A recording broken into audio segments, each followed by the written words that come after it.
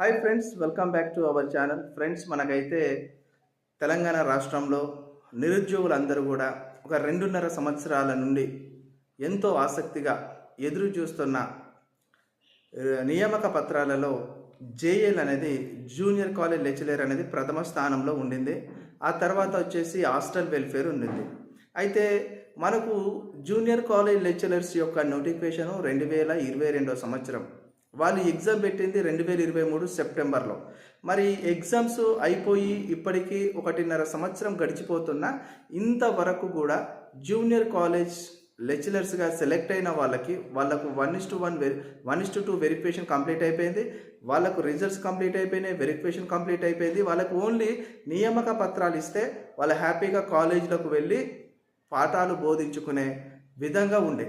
కానీ వాళ్ళకి ఇంతవరకు నియామక పత్రాలు ఇవ్వలేదు. నియామక పత్రాలు 10 రోజుల్లో ఇస్తామని చెప్పారు.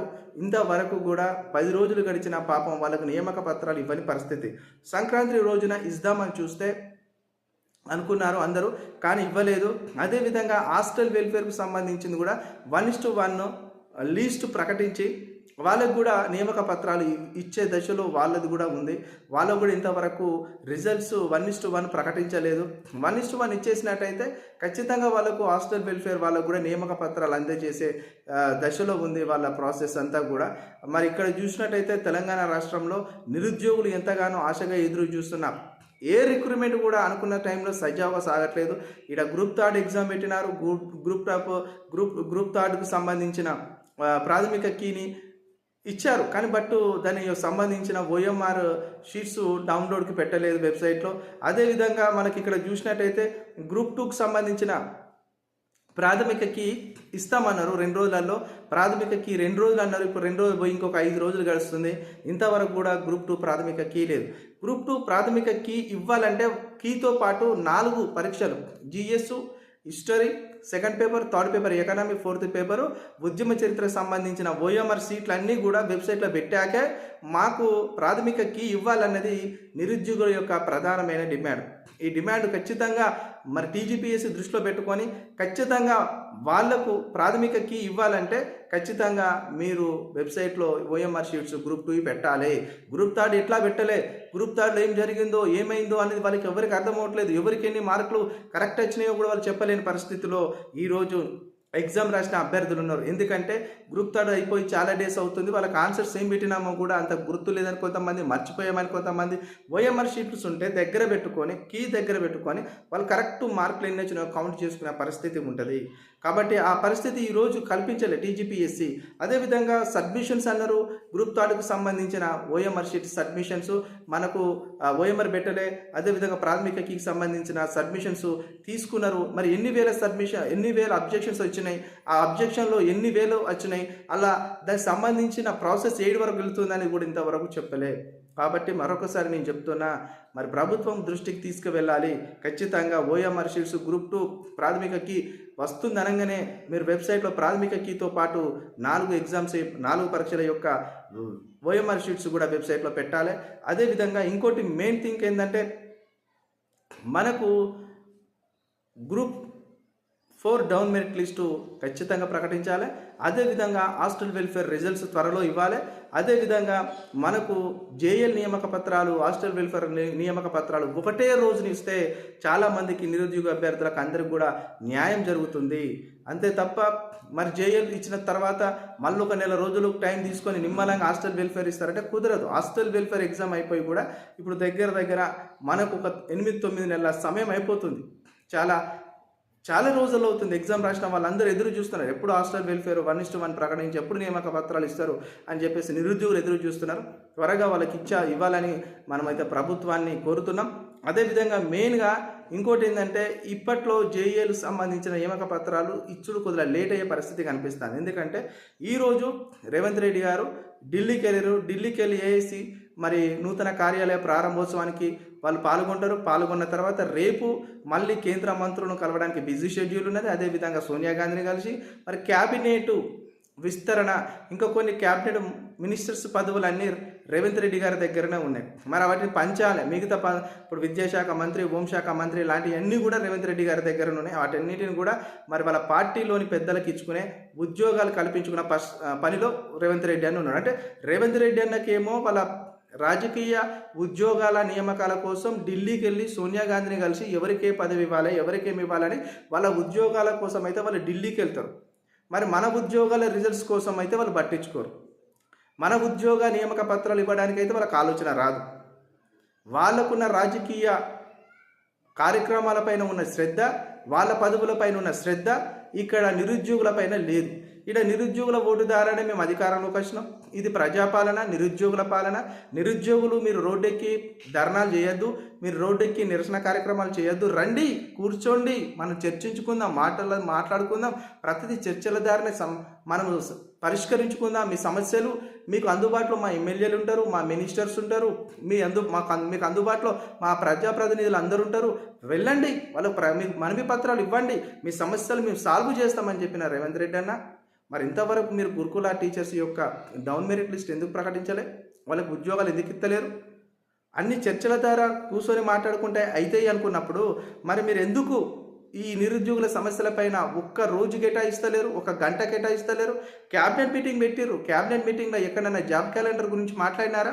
ఒక గంట కాదు, ఒక 5 నిమిషాలు మాట్లాడినారా? 5 నిమిషాలు కాదు, 1 నిమిషం మాట్లాడినారా? జాబ్ క్యాలెండర్ అన్నారు. జాబ్ క్యాలెండర్లో ఉద్యోగాలు ఎక్కడున్నాయి, ఎన్ని ఉన్నాయి, ఎన్ని భర్తీ చేయబోతున్నారు, ఏ డిపార్ట్మెంట్స్కి వెళ్ళి ఉద్యోగాలు వస్తున్నాయని మాట్లాడుతున్నారా? ఇక్కడ మనకు తెలంగాణ రాష్ట్రంలో ప్రస్తుతము ఉద్యోగులుగా ఉన్న వాళ్ళకి వయో పరిమితి పెంచబోతున్నారు. అంటే రిటైర్మెంట్ ఏజ్ ఇంకా 2-3 సంవత్సరాలు పెంచబోతున్నారు. వాళ్ళకి 63-64 సంవత్సరాలకు రిటైర్మెంట్ అనేది పెట్టబోతున్నారు. దాని ద్వారా ఈ సంవత్సరం రానున్న 56,000 ఖాళీలు అనేవి వెనుకకు పోతున్నాయి. అంటే 56,000 మంది రిటైర్మెంట్కు దగ్గర ఉన్నారంట. ఆ 56,000 మంది రిటైర్మెంట్కు దగ్గర ఉన్న వాళ్ళు ఇప్పుడు కనుక ఈయన వయోపరిమితి పెంచితే వాళ్ళకందరికీ ఇంకా 2 సంవత్సరాలు సర్వీస్లోకి వస్తారు. దాని కారణంగా ఈ సంవత్సరం ఏర్పడబోయే ఖాళీలన్నీ కూడా వెనుకకి వెళ్ళిపోతాయి. తద్వారా మరి రిక్రూట్మెంట్స్ ఎక్కడ కనిపిస్తాయి? ఇంకా నిరుద్యోగులు ఇంకా ఏజ్ మీద పడుతుంది. ఒక్కొక్కరికి 35, 36, 38 వచ్చినాయి. చాలామంది మ్యారేజ్ చేసుకోలేదు. చాలామంది పుస్తకాలు పట్టుకొని 10 సంవత్సరాలు చదివినా కూడా బీఆర్ఎస్ కాలంలో ఒక్క నోటిఫికేషన్ రాలే. రేవంత్ రెడ్డి నచ్చినానన్నా మా సమస్యలు సాల్వ్ అవుతాయి, మాకు ఉద్యోగాలు వస్తాయి, మ్యారేజ్లు అవుతాయి, మంచి ఉద్యోగం సంపాదించుకుంటాం, హ్యాపీగా లైఫ్ లీడ్ చేయొచ్చు అనుకున్న వాళ్ళందరికీ ఇది నిరాశైనా? మరి ఈ విధంగా రేవంత్ రెడ్డి అన్న నువ్వే చెప్పినావు, ఇంకా ముదిరిపోయిన బెండకాయల్లాగా ఎన్ని రోజులు ఉంటారు? ఎందుకు వాయిదా వేయమని మాట్లాడుతున్నారు? డిఎస్సిని ఎందుకు వాయిదా వేయమని గ్రూప్ 2 గురించి మాట్లాడుతున్నారు? మీ వెనకాల ఉండి రెచ్చగొట్టేవారు ఎవరు అని రేవంత్ రెడ్డి అన్న మాట్లాడినాడు ఆ రోజున. మరి మాట్లాడిన రేవంత్ రెడ్డి అన్న ఇంకా నువ్వు జేఎల్ నియామక పత్రాలు ఇవ్వకుండా వాళ్ళని ఇంకెన్ని రోజులు ముదురు బెండకాయలుగా నువ్వే తయారు చేస్తావు? నువ్వు ఇంకెన్ని రోజులు హాస్టల్ వెల్ఫేర్కు సంబంధించిన 1:1 ప్రకటించకుండా వాళ్ళకి నియామక పత్రాలు ఇవ్వకుండా హాస్టల్ వెల్ఫేర్ ఆఫీసర్స్కి నియామక పత్రాలు ఇవ్వకుండా వాళ్ళు ఎన్ని రోజులు ముదురు బెండకాయలు చేస్తావు? నువ్వు నీ మాటలలో మాట్లాడే పరిస్థితి ఏర్పడుతుంది.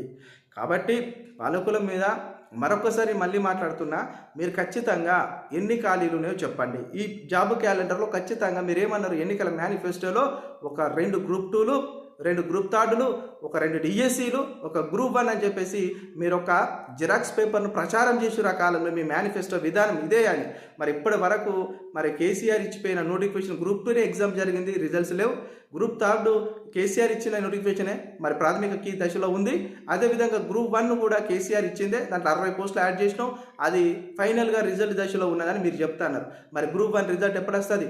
గ్రూప్ 2 ఫైనల్కి ఎప్పుడు వస్తుంది? ఫైనల్కి వరకు గ్రూప్ 3 ఫైనల్కి వరకైనా నువ్వు ఓఎంఆర్ షీట్ మరి వెబ్సైట్లో పెడతావా?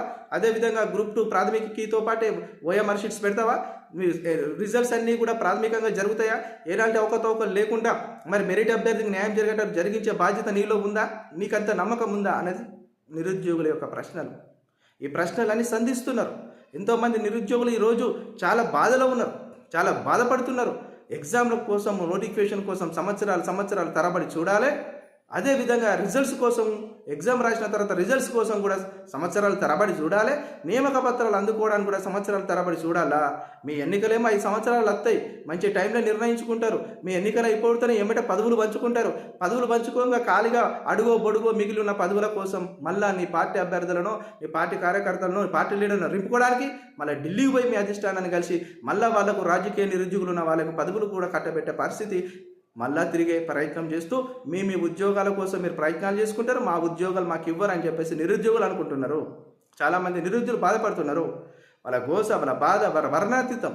ఒక్కొక్కరు మాస్టర్ వెల్ఫేరే కావచ్చు, జేఎల్ఏ కావచ్చు, గ్రూప్ 1 కావచ్చు, గ్రూప్ 2 కావచ్చు, గ్రూప్ 3 కావచ్చు, అప్పు సప్పు తెచ్చి రూమ్లల్లో, హైదరాబాద్ రూమ్లలో కిరాయిలకు ఉండి కోచింగ్ తీసుకొని రీడింగ్ హాల్లో రెంట్లు కట్టుకుంటా చదువుకొని మరి అంతో ఇంతో ఒక ఉద్యోగం వస్తే మెరుగుగా బ్రతకవచ్చు, మ్యారేజ్ చేసుకోవచ్చు అని చాలామంది అనుకుంటున్న పరిస్థితిలో ఇంకా నువ్వు ఎన్ని రోజులు సాగదీస్తావు? ఎన్ని రోజుల వరకు నువ్వు నియామక పత్రాలు ఇవ్వకుండా ఆపుతావు? డిఎస్సికేమో ఆగమేఘాల మీద రిక్రూట్మెంట్ చేసినావు. డిఎస్సిలో ఎన్నో అవకతవకలు, ఒకరి పేరు మీద ఒకరు ఉద్యోగం ఎక్కుతారు. ఒకరు వెరిఫికేషన్కి వెళ్ళిన తర్వాత వారు నువ్వు వెరిఫికేషన్ చేసుకున్నావు రైట్, నీకనే మెరిట్ స్టూడెంట్ రాని కారణంగా వెరిఫికేషన్ సెలెక్ట్ అయినావు. తర్వాత అప్పుడు మెరిట్ స్టూడెంట్ వచ్చిండు, నువ్వు గో బ్యాక్ అని చెప్పేసి రిమూవ్ చేస్తావు వాళ్ళని ఉద్యోగాలకు వెళ్ళి. ఇది కరెక్టేనా? ఎన్ని అవకతవకలు కనిపిస్తున్నాయి.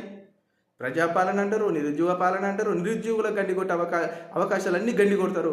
నోటిఫికేషన్ రాకముందే మరొకసారి చెప్తున్నా, నువ్వు ఎప్పుడు నోటిఫికేషన్ ఇస్తావు? జాబ్ క్యాలెండర్లో ఎన్ని వేల ఉద్యోగాలు రాబోతున్నాయి, అందులో గ్రూప్ 1 యొక్క వాటా ఎంత, గ్రూప్ 2 యొక్క వాటా ఎంత, గ్రూప్ 3 యొక్క వాటా ఎంత, డిఎస్సిలో ఎన్ని పోస్టులు రాబోతున్నాయి, అవన్నీ లెక్క తేలాలి. అవన్నీ త్వరలో ఈ ఫిబ్రవరి మొదటి వారం వరకు మొత్తం కంప్లీట్గా నీ ఫైనాన్స్ అండ్ మినిస్టర్కి ఖచ్చితంగా నువ్వు ఖాళీలు పంపేయాలి. వివిధ శాఖలు ఉన్న ఖాళీలన్నిటినీ వెరిఫై చేసి వాటన్నిటినీ ఆర్థిక శాఖ క్లియరెన్స్ కోసం పంపించి సీఎం గారి ముద్ర వేసి, ఆమోద ముద్ర వేసి ఎమ్మడే నోటిఫికేషన్ ఏ మంత్కి వెళ్ళొస్తుందో అవన్నీ కూడా చెప్పే ప్రయత్నం చేయాలి. మరొకసారి నేను చెప్తున్నా, డిఎస్సి ఫిబ్రవరి 2వ వారంలో వస్తుందని ఒక వైరల్ అవుతుంది ఒక న్యూస్. అది రేవంత్ రెడ్డి అన్న మాట్లాడిండు అంటాను. మరి ఫిబ్రవరి 2వ వారంలో డిఎస్సి వస్తే మరి ఫిబ్రవరి 18 లేక 20 వరకు ఎస్సీ వర్గీకరణ, సబ్ వర్గీకరణ సంబంధించిన కమిటీ ఆ కమిషన్ తన నివేదికనే ప్రభుత్వాన్ని సమర్పించలే. ప్రభుత్వానికి సమర్పించలే, దానికి ఆమోద ముద్ర పడలే, అది అసెంబ్లీ ఆమోదించలే. మరి ఎస్సీల సబ్ వాటా ఎంత రిజర్వేషన్ ఉంది ఉద్యోగాలలో అని ఒక లెక్క తెలియక ముందే ఎక్కడికి వెళ్ళి డిఎస్సి వస్తుంది? అందరూ దీన్ని వైరల్ చేస్తున్నారు. ఫిబ్రవరి 2వ వారంలో డిఎస్సి, ఫిబ్రవరి 2వ వారం డిఎస్సి వస్తుందా? వేసేద్దాము. రాష్ట్రంలో ఉన్న ముఖ్యమంత్రికి ఉందా? వేసేద్దాం. ఆయనే ముఖ్యమంత్రి, విద్యాశాఖ మంత్రి కదా, ఆయనకు ఆ దమ్ముందా? వేస్తాడా? ఎస్సీల సబ్ రిజర్వేషన్ లెక్క తెలుసుకుంటే వేయగలుగుతాడా? వేస్తే ఆ నోటిఫికేషన్ నిలబడగలుగుతుందా? అన్నీ ఆలోచించాలయ్యా, అనాలిసిస్ చేయాలి. ఏదో ఒక ఆయన నోటికి ఒక మాట వచ్చిందా టక వీడియోలు చేసి పెట్టేసి ఫిబ్రవరి 2వ వారంలోనే డిఎస్సి వస్తుందని చెప్తే ఏం లాభం? దానికి అది ఉండాలి, ఒక జెన్యున్ విషయం అయి ఉండాలి. అది నిజం కాదా నిర్ధారణ చేయాలి. చేసిన తర్వాత మాట్లాడాలి. ఓకే, వీడియో నచ్చినట్లయితే లైక్ చేయండి, కామెంట్ చేయండి, సబ్స్క్రైబ్ చేయడం మాత్రం మర్చిపోకండి. అతి త్వరలో రిజల్ట్ దశలో వాటికి అన్నిటికీ రిజల్ట్స్ ఇవ్వాలి. ఎగ్జామ్స్ అన్నిటికీ కూడా. అదేవిధంగా జేఏలు అండ్ హాస్టల్ వెల్ఫేర్ త్వరలో నియామక పత్రాలు అందజేసి వాళ్ళందరినీ కూడా ఉద్యోగాలకు పంపించే బాధ్యత ఖచ్చితంగా రేవంత్ రెడ్డి అన్న తొందరగా తీసుకోవాలని మనస్ఫూర్తిగా కోరుకుందాం. ఇంతవరకు కొత్తగా ఛానల్ చూసిన ప్రతి ఒక్కరు లైక్ చేయండి, కామెంట్ చేయండి, సబ్స్క్రైబ్ చేయడం మాత్రం మర్చిపోకండి. Thank you.